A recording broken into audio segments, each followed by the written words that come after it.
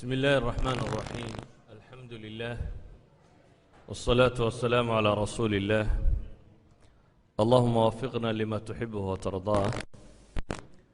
وبعد درس كمان لو قندي وحكو سابسية أصحاب الأخدود قصوينكي أمدي هوريكا دعي يا مسلمين تاها علماء التاريخ قار كمدي waxay yiraahdaan waxay dhacday ahdigii masiixiyiinta ama dad ahlu tawxiid ahaa oo nabi ciise dadkii rumaysanaa ahaa bay ku dhacday bay yiraahdaan waxay sheegaan inay najraan meeshan loo yaqaan ka dhacday waxay sheegaan علماء الآثار in hadda meelahoodii la qoday qayb kamid ah waxay sheegaan in godadkii iyo gubitaanadii iyo wixii hadda علماء الآثار qayb kamid ay qodeen laakiin markaad soo duubto quraanku iyo sunnada nabigu calayhi salaatu wasalaam qisaska markay soo arooriyaan ma soo arooriyaan inta badan iyagoo bitafsiila qofkii qisada qabsatay iyo abdaasha magacyadoodii iyo meeshii ay ka dhacday iyo magaalada magaceedii iyo taariikhda waqtiga ay ahayd iyo tasalsulka ay lahayd quraanka xadiidku inta badan qisaska waxay u soo bandhigaan qaab ah ilaahay wuxuu leeyahay laqad kaana fii qasasihim cibratun liulil albaab qisooyinka ambiyada iyo dadkaas alla uu ka warramayo qisadooda waxaa ku sugan baa ilaahay yidhi cibra ayaa waxay ugu sugan tahay dadka caqliga leh quraanka markaa qisas tiro badan baa ku soo arooray qisaskaasi tirada badan leh oo gaal iyo muslimba leh gaala ilaahay ka warramay fircoon iyo namruud iyo maxaa la yidhaahdaa haamaan iyo qaaruun iyo kuwa kani waxay ahaayeen dad khayr beelayaala nebiyaa alla ka warramay kuwa nebiya laayay baa laga warramay ciidamo muslimiin oo guulaystaa laga warramay kuwa laga xoog badiyaa laga warramay quraanka ilaahay subxaanahu wa tacaala wuxuu inoo soo bandhigayaa safxa min taariikhi albashariya aadam laga soo bilaabo calayhi salaam ilaa maanta taariikhda bini aadamka qaybo ka mid ah laakiin waxaa la inoogu soo bandhigayaa qaab ah si aynu uga faa'iidaysanno qisadan maamulka mu'tamarku ay ugu talagaleen muxaadaradan inay yeelato waa qiso la yidhaahdo asxaabi اlukhuduud qoladii godadka qisadatan qur'aanku si kooban buu uga warramaya suurat اlburuuj wالsamaaءi daati اlburuuj waاlyowmi اlmawcuud washaahidi wamashhuud qutila asxaabu اlukhuduud annaari daati اlwaquud إذ هم عليها قعود وهم على ما يفعلون بالمؤمنين شهود وما نقموا منهم إلا أن يؤمنوا بالله العزيز الحميد الذي له ملك السماوات والأرض والله على كل شيء شهيد سورة البروج وقصة الله كقول ربي سبحانه وتعالى محدثين وحي سواء روريان حديث صهيب الرومي صحابي اللي ورنشري وساء روريي حديث كاسي حكوية صحيح مسلم وحكولوكي الإمام الترمذي في سننه كتاب التفسير وحكولوكي الإمام أحمد في مسنده وحديث صحيح يسونه والنبي عليه الصلاة والسلام قصة نبقرة وكقور رميه مفسرين توحاني لي نكاسي وحويان هي قصة طني وقصة يقصى أرورتي أصحاب الأخدود قصة تردود بهان وحي إلهي كقور رمي سبحانه وتعالى كوح مؤمنين وإلهي الرميسي يبقر قاله وإساقوا إلهي ديدي أمددك بالرب وشيغان يوحي دحمري oo ah inuu godod intuu qoday dab ku shiday dabeetana iyagoo nool uu ku guray quraanku qisaska uu ka warramay mu'miniinta iyo gaalada dhex maray waxay yidhaahdaan mufasiriinta rag ka mid saddex qayboodba way u soo arooraan waxay soo arooreen iyada oo kooxdii mu'miniinta ahayd ilaahay badbaadiyey kooxdii gaaleedna ciqaab lagu dabargooyey wax dambena aan laga sii sheegin kooxdaa mu'miniinta markii la badbaadiyey kadib wax dambe ku dhacay aan laga warramin qisatu saalix qisatu huud qisaskaasoo dhan waxaa soo aroora bay yidhaahdeen qur'aanka iyadoo gaaliya muslimiinta isqabteen ilaahay gaaladii tirtiray muslimiintiina dhulka la makansiiyey oo xoog iyo dowlad weyn oo jirta ay noqdeen sidii fircawn iyo nebi muuse wixii dhex maray fircawn waa la halaagay reer banu israa'iilla dowlad mumakan ah oo ballaadhan ayaa ilaahay qur-aanka kaga warramaya fircoon dabadii jirtay muddo badan oo boqorro yeelatay nebiya ah nebi daawuud nebi sulaymaan ambiye kale oo tiro badan leh reer banu israa'iil bale ilaahay wakhtigooda iyaan dunidaba ka fadilay wuxuu kaloo qur-aanku ka warramayaa masaladaa cagsigeed oo ah gaaliya muslimiin inta murankaasi dhex maray muslimka inta gam laga siiyey wax ciqaaboo dunawiyana aanu qur-aanku ka warramin waa qisadaynu maanta dul taaganay qisadaynu dul taaganay qur-aanku wuxuu ka warramayaa asxaabi اlkhduud in la gubay laakiin wax ku dhacay qoladii gubtay qur-aanku ma sheegin lama odhan iyagana dhulkaa lala gooyey ama balaayo kalea ku habsatay ama wax kale ku habsatay wuxuun baa la sheegay in qoladaasi la gubay waxaa kaloo la sheegay aakhire isna inuu ilaahay duul gubi doono ina aladiina fatanuu اlmu'miniina wاlmu'minaati uma lam yatuubuu falahum cadaabu jahannama walahum cadaabu اlxariiq ilaahay isna aakhire inuu dad gubi doono ayuu ilaahay ka warramay laakiin lagama warramin iyagii wax ku dhacay qisada tan baynu markaa isdul taagaynaa qisada tan inta badan dadku qisaska waa garanaya ama qur-aanka waa la akhriyey laakiin waxaan isku dayi doonaa intaan guud maro mawaadicda ama meelaha bal culammadu waxay ka tilmaamaane cibarkaa inaan wax ka mida tilmaamo ilaahay suuradda qur-aanka ee wasamaa'i daati اlburuuj walyowmi اlmawcuud washaahidin wamashhuud intuu dhaartay sabadan buruujta le baan ku dhaartay burjuga asalkiisu waa qusuurta ama waa xusuunta waa dhufaysyadan la galay iyo qalcadaha iyo meelahan waaweyn ee dadku isku ilaaliyaan waxaa kaloo la yidhahaa manaajisa sare ama qusuurta abraaj waa طabaqaadka qusuurta ah waxaa kaloo culimmadu ay ku tilmaameen inay yihiin meelaha kan socodada xidigaha sida dayaxa ama cadceedda meelahay degaan manaasishana buruuj waa la yidhaahdaa ta la yidhaha 12 minzil buu degaa ama 12 burji dayaxna la yidhaha 28 burji buu degaa qaabkaa looga warramo ilaahay wuxuu leeyahay cirka kan buruujta iyo manaasisha u saaxiibka ah baan ku dhaartay wasamaa'i daati اlburuuj walyowmi اlmawcuud maalinta labayaboohay baan ku dhaartay iyo washaahidin mid xaadiray iyo wamashhuudin ku la xaadiray ama washaahidin mid markhaatiye wamashhuudin ku loo markhaatiyey ama lagu markhaatiyey ilahay wuxuu tilmaamaya subxaana wa tacaala 3 shay oo ku dhaaranayo midi waa wasamaa'i daati اlburuuj midna yowmi اlmawcuud axaadiista nebigu waxay ku tilmaamaysaa yowm اlmawcuudku inuu maalinta qiyaame yahay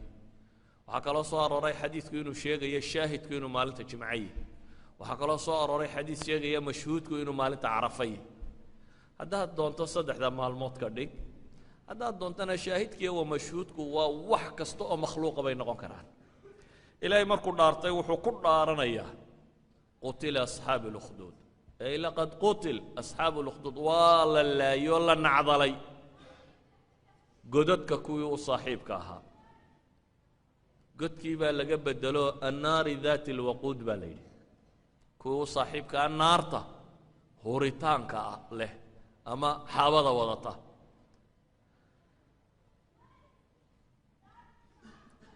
annaari daati اlwaquud sifo kaloo alla nimankan siiyo waa maxay goormaa la nacdalay id hum calayha qucuud boqoradan iyo qoladan gaaleed sifaadkay lahaayeen waxaa ka mida may laynoo qura muslimka ee layntooday ku taladudeen layntooda ayay macaansadeen kaannamaa riwaayad la daawanayo bini aadamku waxyaabaan malaahidee uu daawado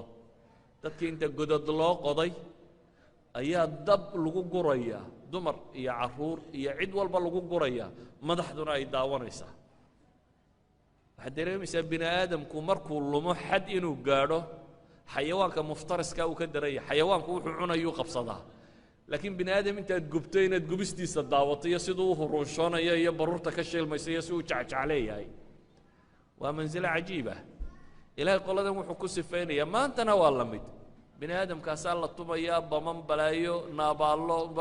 dabeetana tv-yadaa laga daawadayo waxa waa la isku daawanaya bini aadam la gubayo mararka qaarkoodna waxaa la yidhaahdaa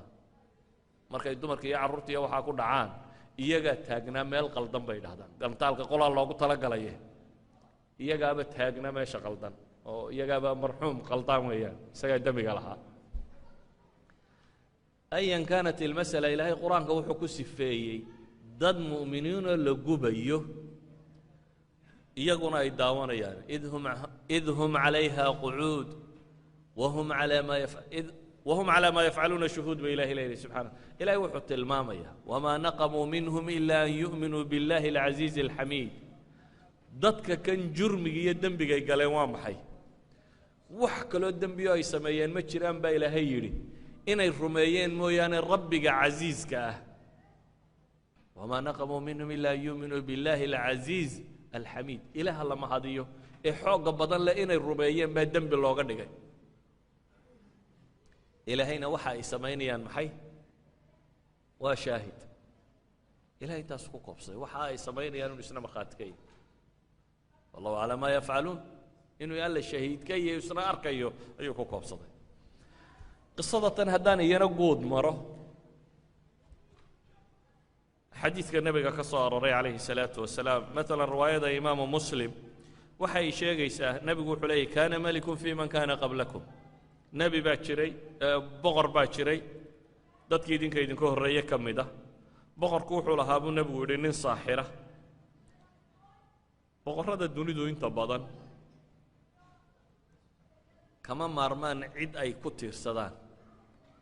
cidda ay ku tiirsadaan midi waa acwaantiisa iyo askartiisa iyo xooggiisa iyo waxaa haddana baqaa ku jirta uuna ah bini aadamka kale waa kugu maqan yahay markaa cid haybka uga warranto iyo sida wax noqon doonaan buu jecel yahay hadday dowladdu dowlad mu'minada tahay ilaahay bay rumaysaa subxaana wa tacaala ilaahay bay haybka ku aamintaa laakiin dadku inta badan kama maarmaan sixiroolayaasha iyo kuwa faaliyayaasha iyo kuwa haybka ka warramaya kuwa waxaa laga yaabaa dadku inay is yidhahdaan imika dowladahan cilmaanigii iyagu waa ka horumareen waa been kuwa maanta jiraana sidii bay weli u isticmaalaan dunida maanta joogtaana weli sidii baa loo isticmaalaa falalowyada iyo saaxirada iyo waxaas ilaahay nebigu wuxuu leeyahy calayhi salaatu wasalaam ninkii saaxirka ahaabaa markuu gaboobay ee boqorka sixirka u samayn jiray ayaa wuxuu boqorkii ku yidhi war waan gaboobay ee waxaad ii soo dirtaa wiil yar oo caqli badan oo aan baro cilmiga sixirka ii soo saar wiil baa loo soo diray markaa yar oo la yidhi wiilkaa sixirka bar wiilku halkii madrasadii sixirkee uu ku socday ee ninkaa sixirka caalimka ku ah markuu u tegayo sii socdo dariiquu sii mari jiray wuxuu ku arkay sawmaca nin raahibi leeyay nin raahibo oo wadaadoo meel deggan ayuu arkay dabeetana wadaadkii buu iskala yaro fadhiistay wadaadkaas muwaxidka ee diintii nebi ciise ka tegay haysta ayaa wax u sharxa way cajab gelisay wixii wadaadkani u sharxayay hadhowna saaxirku uu tagaa saaxirkuna wixii buu u soo sharxaa wuu ka soo noqdaa gurigooda markuu u sii socdana haddana wuxuu soo maraa wadaadkii iyo wadaadka in kaloo xaqa u sheega maalmihii dambe ayuu saaxirkii maagoo yidhi waad ka soo habsaantaa deriska oo la yarkii la maagay dabeetana yarkii baa wuxuu u sheegay wadaadkii wuxuu dhigayay mushkiladda haysata marka horena saaxirka aan ka yara habsaamana wuu imaagaa marka dambe aan gurigii ka yara habsaamana waa la imaagaa wadaadkii wuxuu ku yidhi war markaad saaxirka u tegaysana waxaad tidhaahdaa xaafaddii baan ku habsaamo reerkii baa i habsaamiyey marka aad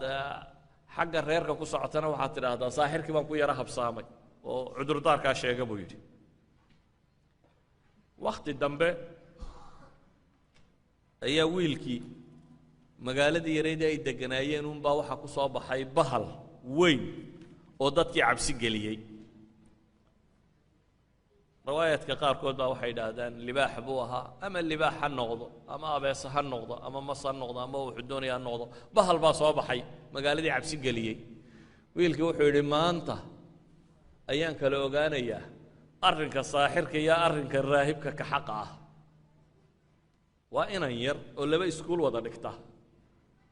iskuulna nin wadaadabaa haysta oo diintii nebi ciise haysta iskuulna nin gaaleed baa haysta oo saaxira oo farsamada sixirka ku dhiga lama madrasadood baa labadaba wax ku akhriyaan dabeetana wuxuu yidhi maantaan tijaabinayaa labadaa inaan kala saaro dhagaxintuu qaatay buu wuxuu yidhi ilaahayow haddii arrinka wadaadku agtaada lagaga jacayl badan yahay ka saaxirka ilaa uu maanta bahalkaasi uu ku dhintaa dhagaxaygaasi dabeetana dhagaxiisiibuu ku rideeyey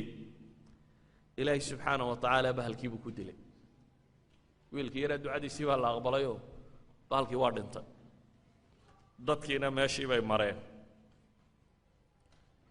wadaadkiibuu u yimi oo warkiibuu u sheegay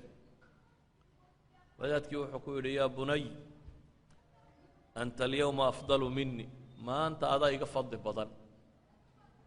macallinku waxaa fiican ardaygiisa inuu dhiiri geliyo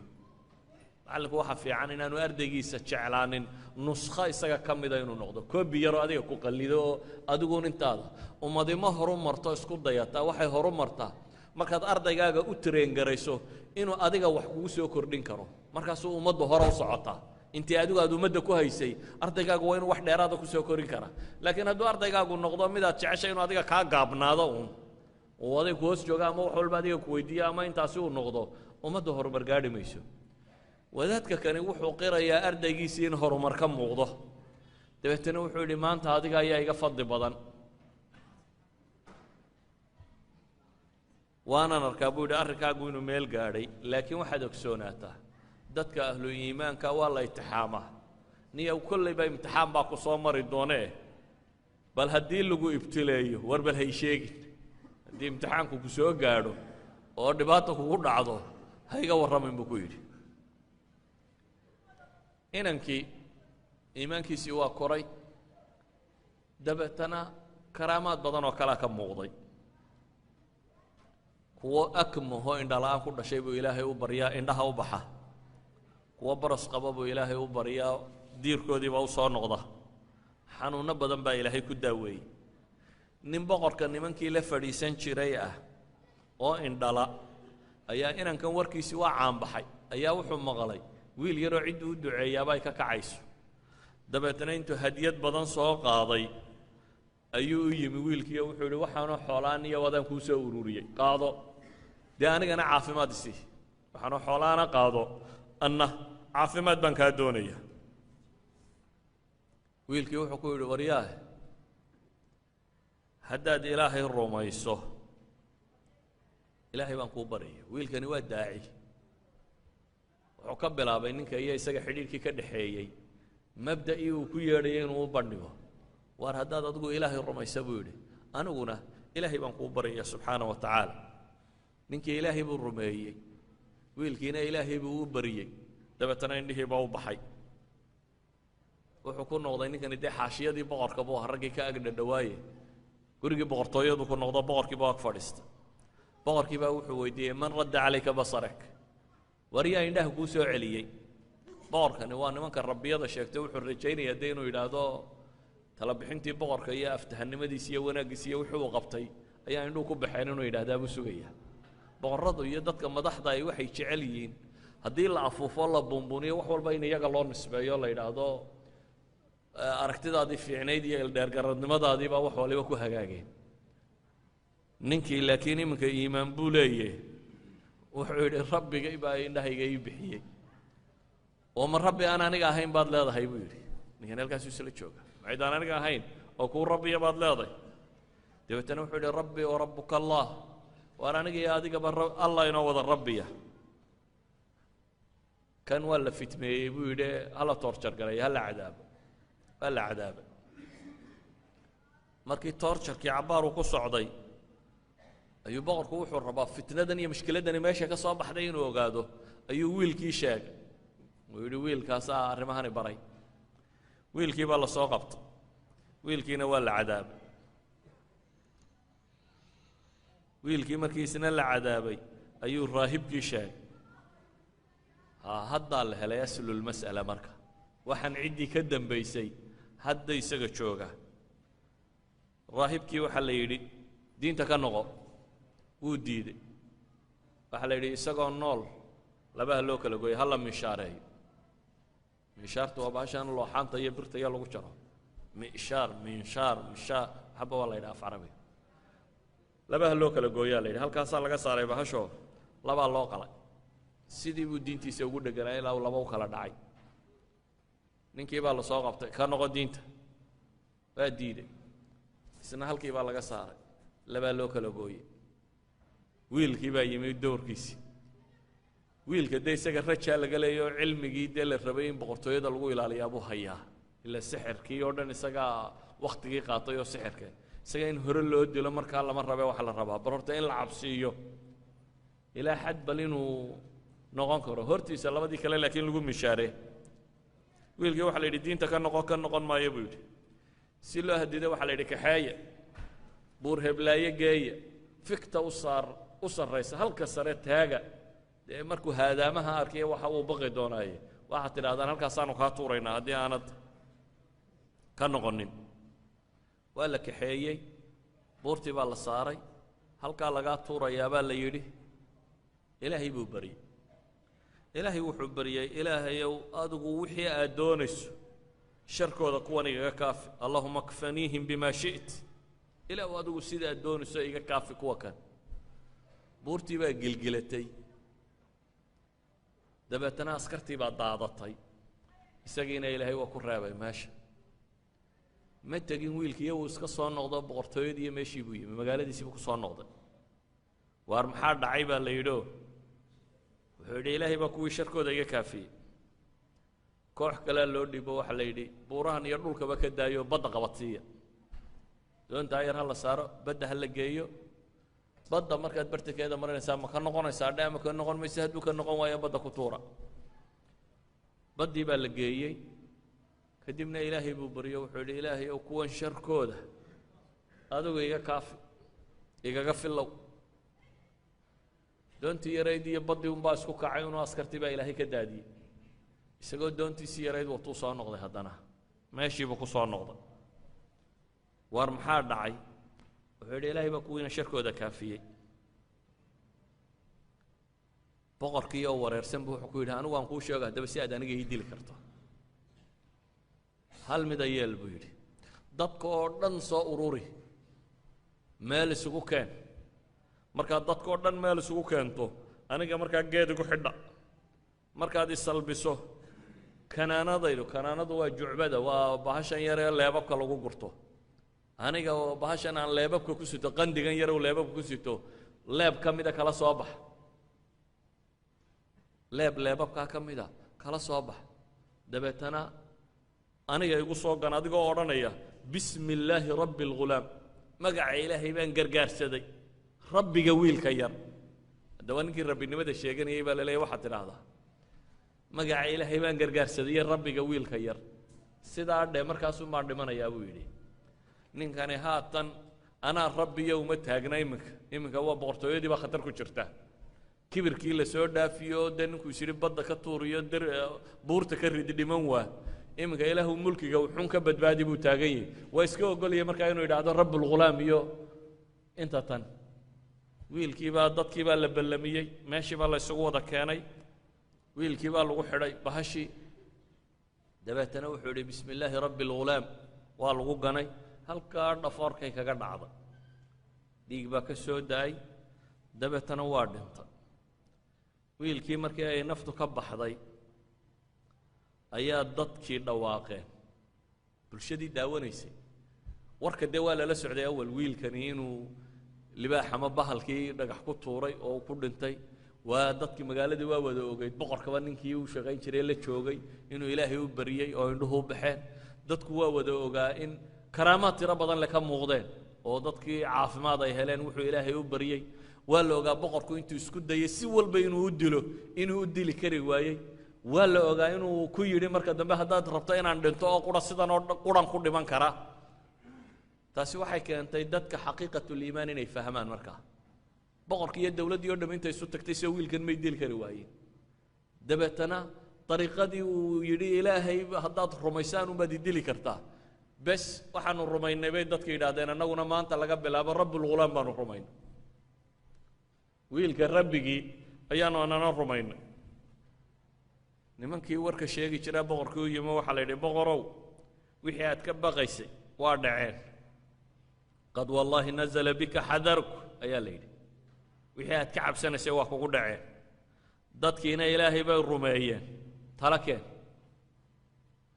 wuxuu yidhi magaalada oo dhan sakadaheeda godad ka qoda god walba dab ku shida markuu dabku karo dadka oo dhan soo xaadiriyo keena dabeetana waxaad tidhahdaan qof kasta ama koox kasta ama gruub kasta weydiiya ma ka noqonaysaan diinta may hadday yidhahdaan dabka ku rida dadkii baa la soo tubay sidii baa la yeelay dadkii wax ma yidhaahdaaba le horaaba loogu daadanayaaba faqtaxamuuh ayuu xadiisku tilmaamaya inay layskuba cidhiidhiyey xagga dabka in iimaan laga noqdo daaye dumar caruur odayaal cid walba waa lagu guray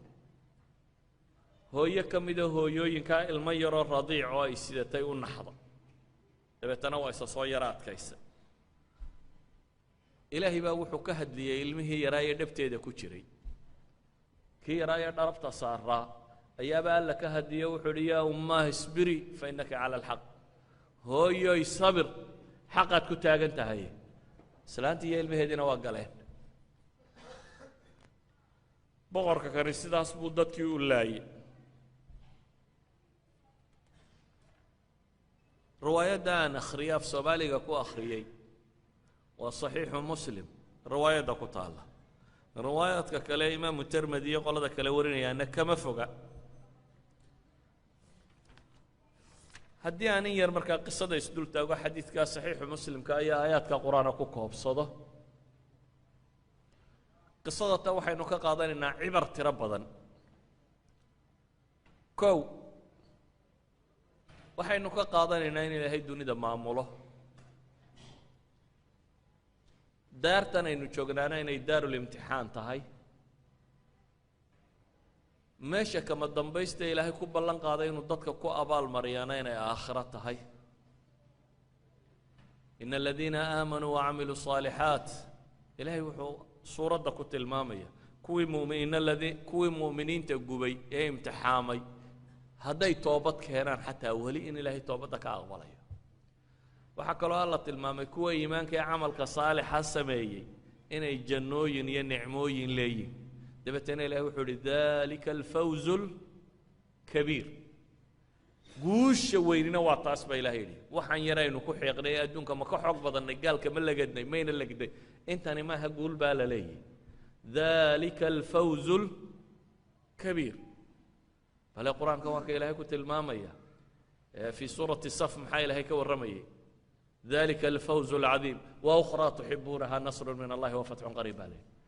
inta jannadii iyo nicmadii wixii lasoo tilmaamaa la yidhi kaasbaa liibaanta weyn waxaa kaloo idin siinayaa baa ilahay yidhi wa ukhraa tuxibuuna tu kaloo yaroo aad jeceshiin fatxun min allahi wa nasrun qariib wax weyn ba inaanay tani ahayn baa la tilmaamay idan qisadan waxa koowaad aynu ka fahmaynaa waxa weeyaan qofka mu'minka ah noloshu wax kastoo ay tahayba in isaga laga rabo inuu dariiqa saxaa hayo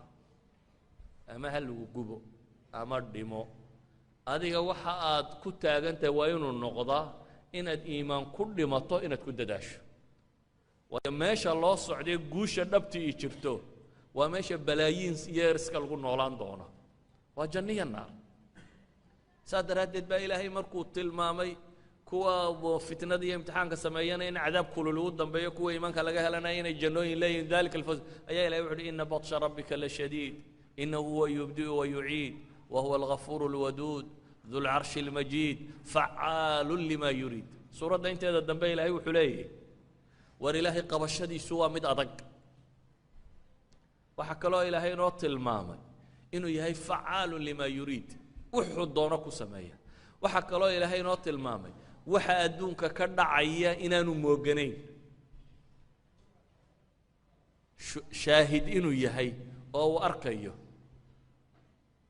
wamaa naqamuu minhum ila an yu'minuu biاllahi اlcaziizi اlxamiid aladi lahu mulku الsamaawaati wاlard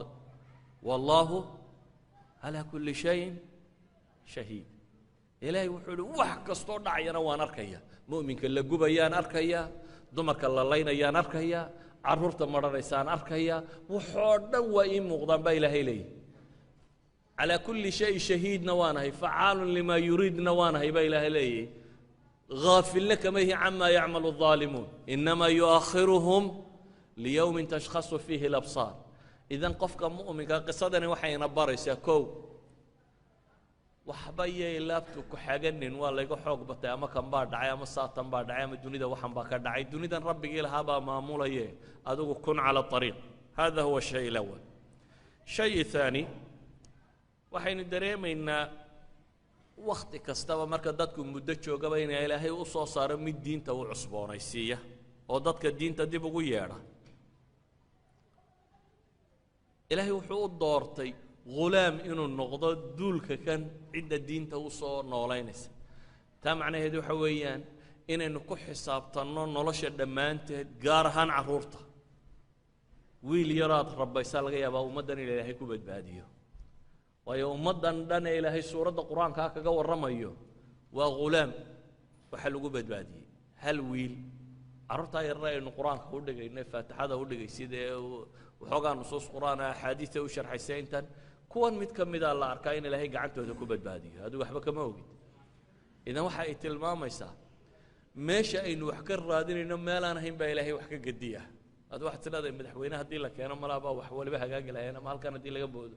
laakiin ilaahay subxaana wa tacaala markuu wax beddelaya hal wiiloo yar buu wax ku beddeli karaa waxay qisadan inoo tilmaamaysaa ummaddaa dhan ee guulaysatay iimaanka heshee diintu ku noolaatay ghulaam inuu ahaa cidda badbaadisay ثالث الأمر waxa inoo tilmaamaysaa qisada tani dadka ahlu sharka ahi inay jecel yihiin sharku inuu waaro xataa isagu oo quran intuu dhinto un sharkiisa inuu la dhintee kuwa ka dambeeyana inay sharkaas sii wadaan walidaalika baa saaxirka kani boqorkii intuu tagay muxuu ka codsanayaa boqorka sixirka iyo waxaan inaanu dadka ka lumin deetana wuxuu leeyahy wiil yaroo caqli badan oo kana keen si sixirku u sii waaro taa macnaheedu waxa weeyaan war haddii dadka ahlu sharkiiba ay u xidhxidhan yihiin sharku siduu u waari lahaa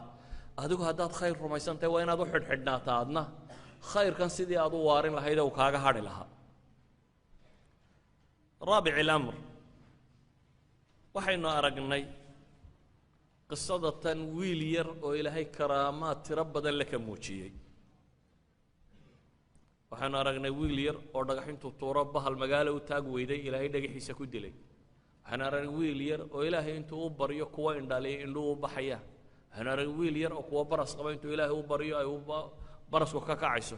waxaanu aragnay wiil yar oo dadkao dhamme intuu boqor dhan iyo dowlad dham isugu tagtay inay disho ilaahay baryayo le ilaah uu iga fayd kuwa dhibaatadooda ilaahay ka faydayo taa macnaheedu waxa weeyaan ilaahay subxaanaه wa tacaala ciddii qalbi suuban ula timaado daahira karaama hadday ka dhacdo ma kibro wiilkani ma odhan dad yahow aakhire anigunbaa shafeeco qaaday aniga igu soo urura waa ilaa ninkan ka xarimaa jannada qof dambe janno urinaya ma jiro sida bacdu ahlu turuq ay sheeganayaan iyagoon waxbaba ka dhicin kan ilaahay baa ka warramaya waxa karaamo ka dhacday waxa uu alla ka warramaya subxaanaه wa tacaala ama axaadiista nebigu calayhi الsalaatu wasalaam waxay inoo sheegaysaa wiilkan in waxa karaamo ka dhacay idan karaamaadku waa ta'yiid ilaahay uu ku ayiday dadkiisa saalixiinta ah mana sheegayso qofka karaama ka dhacday inuu ka weyn yahay qofkaan karaama ka dhicin bale waxay culammadu yidhaahdaan wakhtiga dacful iimaanku tiro batay karaamaduna tiro badataa xataa wakhtiga iimaanku qawigayay waxay culammada qaar yidhaahdaan taabiciintii dambe iyo kuwii ka sii dambeeyey baa karaamaadka la wariyaa ka tiro badan yihiin wakhtigii saxaabada kuwa la wariyo waxay yidhahdaan saxaabadu in badanoo ka midii waxay gaadheen xad iimaankooda uu dhammaystirmay ama meel xooggan uu gaadhay yacni yaqiin bay haysteen karaama hadday dhacdiyo haddaanay dhicin ba aanay tasacsucayn laakiin dadka marka dacfigu ku dhaca ilaahay subxaana wa tacaala karaamaadka uu muujiyaa si maxay iimaankooda uu xoogo magaalo dhan oo gaalo ah ayaa wiilkan yar ilaahay karaamaadkan ka muujiyey si uu diinta ugu soo hago oo ay u islaamaan khaamis alamr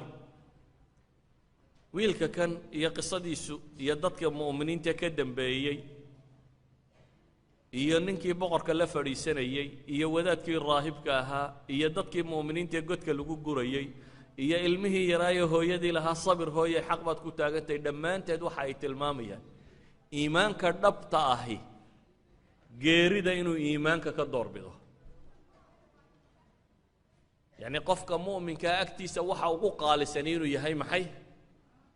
iimaankiisa iyo caqiidadiisa inaanu waxba siisanin xataa haddii la yidhaha waa lagu dilayaa oo markaa boqorka ninkii la joogay waa la dilay iimaankiisa inuu ka noqdo wuu diiday raahibkii waa la dilay iimaankiisa inuu ka noqdo waa diiday wiilkii yaraa waa la dilay iimaankiisa inuu ka noqdo waa diiday magaaladii dhammayd ee hadda rumaysay geeri iyabaa la kala doonay geeri caadiya weliba maaha waa geeri layshiilayo daawaha dab laysku gurayo geeridaa kale xanuun kulul dee xabad lagugu dhufto waxaa laga yaabaa inaad markiiba dhibato laakiin haddii moofada lagu saaro oo kolba cadku juquuq yidhaahdo way ka gedisan tahay geerida caynkaasiyabay ka doorteen iimaankooda idan waxaa meesha kaloo taalla qofka mu'minkii inuu diyaar u ahaado inuu naftiisa u tadxiyeeyo u dhinto fii sabiili iimaanihi qisada kani waxaa kaloo tilmaamaysaa gaalnimadu dadka qaar markay xad ka gaadho inay bini aadamtinimadu ka lunto oo inay ku raaxaystaan noole la gubayo bini aadamkii la nooc ahaaya oo boqorkan iyo kooxdii la socotay waa kuwan bini aadamka shiilaya qisadani waxay kaloo ina tilmaamaysaa qofka mu'minka ay xilliga dhibtu qabsato hadduu rabbi si dhaba u baryo in ilaahay inta badan ka faydo inankan yar markay ku soo ururtaba ilaahay buu baryey inta askartu qabato oo caynkanoo la yidhahdo buurtaa lagaa tuuraya rabbi buu baryo wuxuu leeya ilaahu kuwan sharkooda ay dhaafi dabeetana ilaahay baa dhaafiyey badday geeyeenoo isagaan waxba kala haysan wax xoogoo gacantiisa ku jirin laakiin laa taxzan ila allaha macanaa dii buu rumaysnaa ilaahu kuwan sharkooda adigu igaga fillow buu yidhi ilaahay baa kaga fillaaday waxay kaloo tilmaamaysaa qisada tani adduunku in laysku keena itixaamayo ilaahay wuxuu yidhi walow shaaa allahu lantasara minhum walow yashaau allahu lantasara minhum ilaahay hadduu doonayo gaalka waa ka xoog badin laha waa ka guulaysan lahaa soocaykaa maaha ilaahay hadduu doonayo dunida tan kun fayakuun buu odhan lahaa waa arrinka dhulku haydan la go'a buu odhan lahaa waa la go'i lahaa laakiin ilaahay baa wuxuu ina leeyahy walow yashaau allahu lantasara minhum ilaahay hadduu doonayo iyagu wuu ka guulaysan lahaa ee maxaa ilaahay doonay walaakin liyabluwa bacdakum bibacdin wajacalnaa bacdakum libacdin fitna atasbiruun waan baan isku kiin imtixaamayaa baa ilaahay leeyay anigoo eegaya bal inaad sabirtaan iyo in kale taa macnaheedu waxa weeyaan qofka mu'minka inuu sabirka diyaar u noqdo duruufta iyo dhibta iyo mushkiladdu waxay doonaysa ha noqotee qofka mu'minkii inuu ku dadaalo inuu sabro waxaa kaloo qisadana tilmaamaysa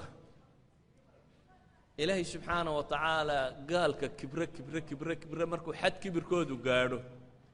in ilaahay mashaakil ku itixaamo muujiya liidashadooda ninkan dadka laynaya wax kasta samaynayey ilaahay wuxuu ku itixaamay isaga iyo dowladdiisii iyo askartiisii iyo wixiisii oo dhammi wiil yar inay dilaan wiil yar bay u taag waayeen inay dilaan waa boqortooyo dhan iyo dowladdan iyo askarteedii iyo waxeedii oo rabta hal wiil inay disho laakiin awoodi kari weyday waa caya ilaahay subxaana wa tacaala oo fashilinaya hal wiil ayaa isugu tagtay dabeetana halkii wiil bay dili kari waayeen ilaa iyo wiilka yari uu ku dhintay markii isaga awaamirtiisa la yeelay sidaa yeelo sidaa yeelo sidaa yeelo sidaa yeelo markaasuma dhiman karaya waxaa kaloo qisadani inoo tilmaamaysaa rajulu lcaqiida mararka qaarkood in dacfi ku dhici karo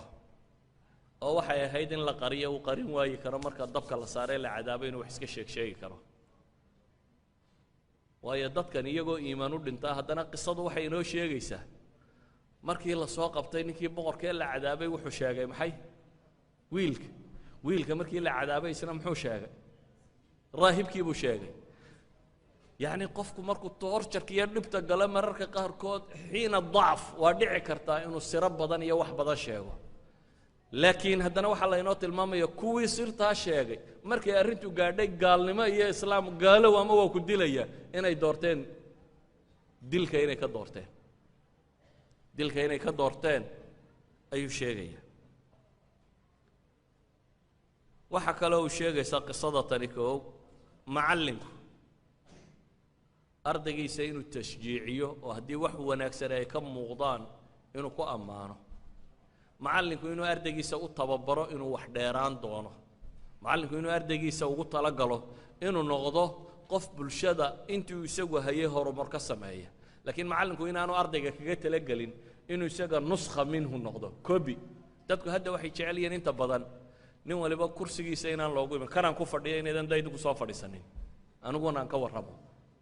laakiin haddaan macallin dhaba ahay waa inaan jeclaadaa mid iga fiican inuu halkan soo fadhiisto inaan u tareyngareeyo dadku inay noqon karaan wax aniga i dhaama waayo dadkan ilaahay baa subxaana wa tacaala awoodo siiyey tiro badan leh inta igu aasan in ka badan baa dad badan oo halka fadhida ku aasan laakiin waxay u baahan yihiin in tafjiir in bamku si uu qarxo dee dab yarunbaa la sudhaa un isagaa markaa arla dhangubaya dad badan baa waxay u baahan yihiin in ignitionka in loo shido uun dan waxaagii wax ka fiican buu keenaya saa daraaddeed wuxuu sheekhii ardaygan yar tababaraya ku dadaalaya inuu yidhaahdo anta afdalu mini al'aan waa mas'alati tawaaduc inaad xaasid ka noqonin wadaad haddaad aragto wadaadku hadduu arko wadaad kaloo ka yar muxaadarooyin fiican inuu yaro garbayo israa warkani dadkaabuu kaa qabsan doonaaye meeshayuu kugu cidhiidhi siyaasigu arko nin ka yaro firfircoon warkani meeshuu malcaamadda qur-aanka ka dhigaya israa mid kaa yaro tajwiid badan baa yime yuu xerta kaa kaxaysana ama ardada kaa kaxaysana qofba hadduu qof meesha ka saaro waxba laakiin asalku dadka aakhiriya janno doonaya waa inay tawaaducaan waayo mid iga muxaadaro fiican inaan soo saarabaa iiga ajar badan le tayda waayo kan haddaan soo saaro wuxuu isagu shaqaystanaya ilaahay subxaana wa tacaala wax ka mid waana ii qoraya raahibku juhdigii uu bixiyaa wiilkani ku dhashay wiilkani cidlo kama soo amaamudmin waxyi kuma soo degin isagoo meel cidlaa fadhiyo ilaahay subxaana wa tacaala waxyi kuma manaysanin laakiin ilaahay wuxuu sabab uga dhigay inuu raahibkani soo saaro idan raahibka kani isagaa masder u ah xasanada tanba xasanadaad adigu masderka u ahayd inaad colaadiso maaha waa adigiiyo adigiis colaadinaya marka kan waayo xasanadan isagaa bilaabo biqiliyey isagaa soo saaray inuu wiilkani wiil ka noqdo walidaalika inuu colaadiyo maahe waa inuu yidhahdaa anta afdalu mini alyowm maanta adaa iga fiican oo iga roone hore u soco waa inuu yidhahdaa waxaa kaloo xadiidkani uu inoo tilmaamaya dadka badh baa waxay moodayaan jaanibka milatarigaa ama jaanibka siyaasiga ama kuwaas inuu yahay waxa ummad abuuri karaa haddaan xukuumad la samayn haddaan dowlad la samayn haddaan jihaad la samayn wax kalaba dhalanaynin can ariiqi alquwa un inuu xaqu ku muuqdo maya waa ka mid jihaadku waa ka mid xukuumo islaamiya laakiin waxaa kaloo ka mida buu xadiidkan inoo tilmaamaya sanaa'ic almacruuf dadkoo wanaag loo sameeyaa inay tahay waddo loo maro bulshada badbaadadeedii yacni ka gaajoonayoo wax la siiyo ka qaawanoo mare la huwiyo ka buko oo dhakhtar loo dhiso dadkoo la gargaaro waayo wiilkan ilaahay nebigu calayhi salaatu wasalaam wuxuu inoo tilmaamay inuu bulshada ku hantay koodii xanuunsanaya oo ilaahay u bariyey kiindhaa beelaya oo ilaahay u bariyey yacni wanaaggu bulshada u sameeyey buu ku hantay mujtamaca kani inay aaminaan oo ilaahay rumeeyaan subxaana wa tacaala walidalik sanaa'ic almacruuf waa ariiq ka mida uruqa loo maro yacni bulshada inta badan waxaa ku dhacda nin waliba waddadu hayo mooyaane waddooyinka kaleo dhan baatil buu u yaqaana haddii ka khayrka faafinaya uu yidhaahdo waddadayda mooyaane mid kaleba ma jirto tan aan anugu hayuun haddaa martaan baa liibaanaysaan haddii kale liibaani maysaan ka jihaadiya uu yidhaahdo taan anugu hayuun haddaa martaan unbaa liibaanaysaan wixiina kale liibaani maysaan ka siyaasiga yidhaahdo anugu taan wado unbaa lagu liibaanaa tu kale lagu liibaana waxba kama jiraan waxaa wax ka jiraan waar khayrka duruqdiisu waa badantay sunnada nebi maxamedna waa ballaarhantay calayhi salaatu wasalaam xadiidkani markaa wuxuu inoo caddaynayaa sanaa'ic almacruuf dadka loo sameeyo inay tahay wasiilo lagu hanto xadiidkani waxyaabaha kale aynu ka faa'iidayna waxaa ka mid ah taariikhda bashariyadu inay weligeedba soo lahayd duul kibro oo qooqo oo dadka guba ee inaanay maanta bilaabmin taariikhda basharigu siraaca kani inuu mid qadiimayo hore uga soo jiray oo mar kastaba nin kibray iyo mid qooqay qur-aanku uu ka warramay iyo axaadiista nebigu calayhi salaatu wasalaam waxaa kaloo aynu qisada tan ka fahmaynaa qofka bini aadamka ahi haddii xorriyad uu helo oo khayrka iyo sharka labadaba mid mutakhasisi uu sharxo qofkana xorriyad la siiyo dana kale oo ama dhaqaale ama waxaasina aanay meesha ku jirin inuu qofku mayaal u yahay inuu u weecanayo xagga khayrka inankan yar waxaa helay laba ninoo nin waliba fannigiisa khabiir ku yahay inankan yar waxaa helay nin saaxiro cilmiga sixirka looga dambeeyo boqortooyada meesha joogtaaba waxaa kaloo helay nin mu'min oo ahlu tawxiida oo sawmacadiisa jooga labada ninba bixorriyatihim nin waliba wixii uu rabay ku akhriyay laakiin waxaa muuqata khayrku inuu haalib ka yahay sharka haddii si siman loogu akhriyo laakiin dee haddaad khayrkana ka dhigto 2 daqiiqo sharkuna uu mutakhasis yahay waa masalo kale ama haddii bini aadamka si siman wax loogu soo bandhigi lahaa xorriyadu yacni waxa aan tilmaamaya waxa weeyaan xorriyadda dhabta ahi muslimka ma cabsi geliso xorriyadda dhabta ahi aan been laga sheegaynoo midna mikrofoonada iyo jaamacadiya meel walba la siinaynin midna cunaa lagu dhegaynin maaha xorriyadda dhabta ahi muslimka ma cabsi geliso sida awgeed baa ilaahay qur-aanka wuxuu ku tilmaamayaa walaqad khalaqna alinsaana fii axsani taqwiim adigu ha shakiinoo hays odhanin sharkii baa soo afuufay anigu maxaan garanayaa waar khayrka haddaad ku afuufto isaga ka xoog badan ilaahay qur-aan badan buu wuxuu ku tilmaamayaa baatilka oo caynka ahaa in xaqa lagu dhufto fayadmaqu faidaa huwa zaahiq qisada tani markaa waxay noo tilmaamaysaa inan yaroo si siman loogu akhriyey oo khayrka raacay waxaa kaloo qisada tani inoo tilmaamaysaa guusha dhabta ah inaanay ahayn un guusha waa ka mid in gaalka ilaahay kaa jebiyo aad gacantaada kaga guulaysato laakiin guulaha dhabta ah waxaa ka mid ah qofku inuu naftiisa iyo shaytaan ka guulaystaa ka mid ah guusha ugu weyni marka koowaad waa taa nafta adiga kugu jirta ina nafsa la amaaratun bisuu iyo shaytaan inaad ka guulaysato taa macnaheedu waa maxay maladaat alxayaa aakhiriya adduun inaanay kuu sinmin inaad guulaysato ah aakhira inay agtaada kaga weyn tahay adduunka oo dhan aakhira inay agtaada kaga weyn tahay maxay adduun oo dhan kooxda tani boqorka iyo wuxuu haystay iyo nolosha adduunka waxay ka door bideen ghulaamkii iyo raahibkii iyo ninkii boqorka la fadhiyey iyo bulshadii weynayd ee iimaanka laga helayba inay dhintaan oo iimaanku u badbaadaabay ka door bideen idan intasaruu calaa anfusihim bay yidhaahdaan waa intisaaru ruuxi cala almaadda waa nooc min alintisaar bay yidhahdaan waa guul guulaha ka mid ah laakiin dadka inta badan guusha maadiga unay u muuqataa waa guul weyn inaad naftaada iyo shaydaanka xorowdo inaad ilaahay dhankiisa u banbaxdid inaad iimaan ku dhimatid waa guul idan waxaa layna barayaa oo qisada tani waxyaaba ayna baraysa ka mid ah guushu inaanay ahayn inaad ciidan jebisyo guushu inay ka mid tahay inaad naftaada iyo shaydaan ka xorowday oo haddee janno hesho naarna ka badbaado qisada tani waxayna baraysaa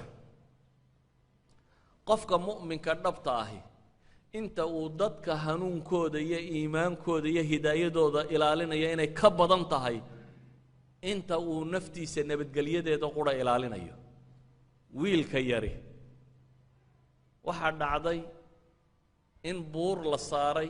oo ilaahay baryo askartii madhatay waa fursa dahabiya lilfiraar ba waa jaanis buu haystay inuu baxsado laakiin muu baxsane wuu soo noqday oo meeshii buu yimi boqorkii buu ku yimi mar labaad baa beddel la geeyo ilaahay askartii buu madhiyey wuu soo noqdo haddana meeshii buu yimi mar saddexaad ayuu boqorkii haddana wuxuu ku yidhi sidaan u dhiman lahaayoo qurankuu sheegaya oo ah dadka oo dhan jamci oo sidaa iyo sidaa yeel wiilka kani waxa uu rabay waxay ahayd inuu xaqa muujiyo walow isagu ha dhintee waxa uu rabay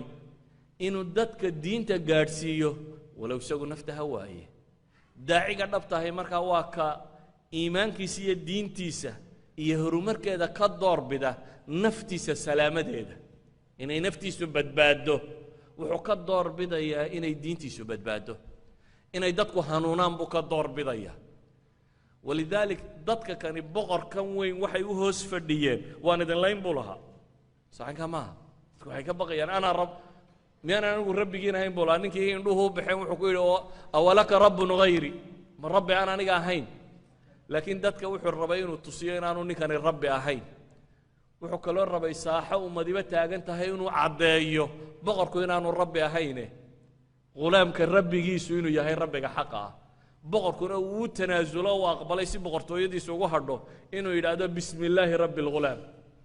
waxaan cuskaday magaca ilaahay rabbiga ghulaamka idan qisada tani waxay muujinaysaa daaciga xaqiiqigii inuu yahay ka agtiisa naftiisu rakhiis ku tahay marka loo eego mabaadi'da iyo wuxuu xambaarsan yahay oo ogol inuu isagu dhinto si mabda'iisu uu horumari karo waxay kaloo qisadani tilmaamaysaa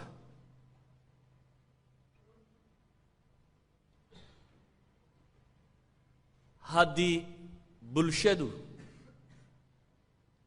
si dhaba iimaanku uu gaadho oo si dhaba loo qanciyo inay ka xoog badan tahay xoogga yani dadka badh baa waxaa u haystaan xagga muruqa in dadka lagu islaamin lahayo haddaad ka xoog badato inay dadku islaamin lahayo waa kuu munaafiqaynayaan waxba islaami maayaan waxa dhabtee dadka qalbigooda gala waa iimaan iyo qanaaca qoladan polisiga iyo ka warranta siyaasadda waxay yidhaahdaan dowladdu laba baawar bay adeegsataa bay yidhahdaan hard power iyo soft power alquwa salba iyo quwa naacima bay yidhahdaan quwa salbadu waa qaanuunka waa askarta waa booliiska waa sharciga waxaan dee dowladdu haysatoo dhammi waa quwo adiga lagugu qasbayo maad bixi kartid qaanuun baa ku qabanaya qaadaa ku xukumaya jeel baa waa quwa salba waxaase ka xoog badan bay yidhahdaan oo dowladu adeegsadaan alquwa naacima waxay yidhahdaan quwada fudud iclaamka laaluushka lacagta soo dhowaynta maamuuska waxusheegga ka dhaadhicinta gogolbadinta kaadibadane waa loo gogo ilaa iyo lagugu soo rito shabakadda la rabo idan quwa naacima baa ka fiican inaad adeegsato quwa salba in badan sida daraaddeed baa ambiyadoo dhammi waxa ku horraysay quwa naacima inay adeegsadaan oo ah tawxiidka inay dadka u muujiyaan inay u caddeeyaan walow haba lalaaye qur-aanka imisaa ku qoran nebi la dilay wakaayin min nabiyin qutila macahu ama fariiqan taqtuluun fariiqan ilahay qur-aanka muxuu tilmaamay reer bani israa'iil nebiyada badha waa laysay badha waa yani intaasoo nabaa dhintay geeridu wax weyn maaha daacaa la dilay cid baa wax weyn maaha wax weyn waxa weeyaan mabda'ii rabbi aad rumaysnayd inuu faafi karo sida daraaddeed inuu qofku isku dayo bulshadu hadduu iimaanku galo dowladuhu ma qasbi karaan boqorku wuxuu is lahaa sharkaas isagu siduu u arkayay de intaanu soo faafin gunta ka jar marka wadaadka dil raahibka dil kii isaga ag fadhiyay dil wiilka yar dil balada dambe bas wiilkuna wuxuu rabay inaanay arrintu afartoodan iyo saddexdoodan ku koobnaanine ummadda in warku gaadho walow iyagu haba dhintaane ummadda si uu warku u gaadho xataa geeridoodana ha noqotay wuxuu yidhi dadka oo dhan soo jamci dabeetana sidaa iyo sidaa iyo sidaa yeel dadkii markii la soo jamciyey ay fikraddii gaadhay iyagoo dabka arkayay fikraddii qaateen iyagoo dabka arkaya iyo dabka in la geli karo idan باورka nin dawlada ama madax ama xukuumad ama waxaan haystaan power maaha haddii bulshada la gaadhsiin karo caqaa'id iyo mabaadi'da iyo waxaad rumaysan tahay waxa qisada kane oo tilmaamaysa geerida inaan laga cabsanin buu wiilkan yari anmuudaj ahaa tusaale fikradduu rabay buu isagu u dhintay haddaad fikraddaada aaminsan tahay ay keensato inaad u dhimato markaasay dadku si dhaba u rumaynayaan haddaad sida adigu intaad dib isu dhigto dadka tiraahda idinku ma dhinta idinku anigu waan qadiyo kala soo qabanaya waa adagta in dadku u dhinto laakiin hadday kaa muuqato inaad adigu tahay anmuudajka tusaale good example haddaad adigu noqoto dadku fikradda waa aaminayaan wiilkani wuxuu aqbalay amaama annaas bulshadoo dhan oo taagan inuu isagu noqdo tusaale lagu dayan karo anaa tayda soo qoolay buu yidhi aniga ha lay dilo laakiin xaqaasaan wadaayo xaqa ha loo dhinto waxaan ku soo gabagabaynayaa ilaahi subxaanaه wa tacaala nebi maxamed wuxuu ku yidhi waimaa nuriyannaka bacd aladii naciduhum aw natawafayannaka failayna marjicuhum uma allahu shahiidun calaa maa yafcaluun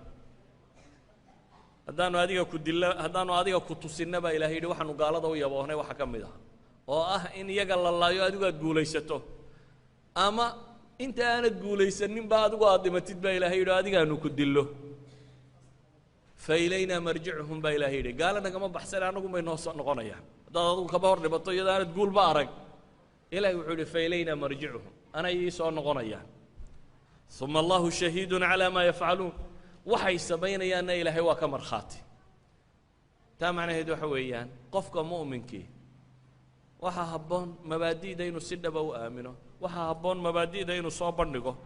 waxaa habboon qisaska qur'aanku uu warinayo litasliya inaynu ku madadaalano qura looma arooriye ilaahay wuxuu leeyahay laqad kaana fii qasasihim cibratun liuli lalbaab wallahu aclam billahi towfiiq wasalaamu calaykum